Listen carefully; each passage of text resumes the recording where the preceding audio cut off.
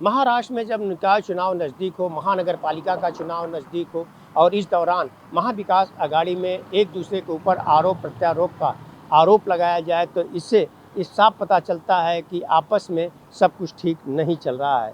शिवसेना उद्धव ठाकरे के एक स्थानीय पदाधिकारी ने स्वतंत्रता सेनानी विनायक दामोदर सावरकर के बारे में अपमानजनक टिप्पणी के लिए राहुल गांधी के चेहरे पर कालिक पोत देंगे। महाराष्ट्र में कांग्रेस नेताओं ने इस पर बड़ी प्रतिक्रिया व्यक्त की है। दराडे ने हिंदुत्व विचारक सावरकर की जयंती के अवसर पर एक समाचार चैनल में कहा कि हमें गर्व है कि हम स्वतंत्र वीर सावरकर की जन्मभूमि में रहते हैं। सावरकर के बारे में राहुल गांधी का बयान, जिसमें उन्होंने माफ़ी वीर कहा, अपमानजनक था और हम इसकी कड़ी निंदा करते हैं।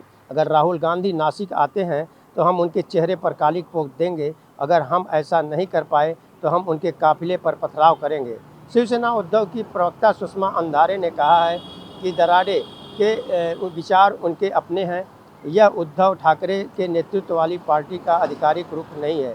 महाराष्ट्र कांग्रेस के अध्यक्ष हर्षवर्धन सकपाल ने दराडे की धमकी को कायरतापूर्ण बताया है और कांग्रेस नेता के पूर्व राज्य मंत्री यशोमती ठाकुर ने कहा है कि उनकी पार्टी अहिंसा में विश्वास करती है लेकिन धमकियों का जवाब देने में सक्षम है। तो आप देख रहे होंगे कि जिस तरह से आरोप प्रत्यारोप का दौर चल रहा है, खास तौर से महाविकास आघाड़ी में, क्योंकि निकाय चुनाव बिल्कुल नज़दीक है और कहा जा रहा है कि मिलकर के चुनाव लड़ेंगे। वहीं दूसरी तरफ अगर हम बात करें शरद पवार एनसीपी की, तो शरद पवार के कुछ पदाधिकारी ऐसे भी सुर में सुर मिला रहे हैं कि आगामी निकाय चुनाव अजीत पवार यानी चाचा और भतीजा एक ही मंच पर आकर लड़ेंगे। तो इससे यह अनुमान लगाया जा रहा है, राजनीतिक गलियारे में इस बात को चर्चा लेकर है कि क्या आने वाले समय में महाविकास आघाड़ी का गठबंधन कायम रहेगा, कि यह भी प्रश्न चिन्ह लगा हुआ है। ऑन टीवी न्यूज़ के लिए कैमरामैन बालक के साथ हरीश तिवारी।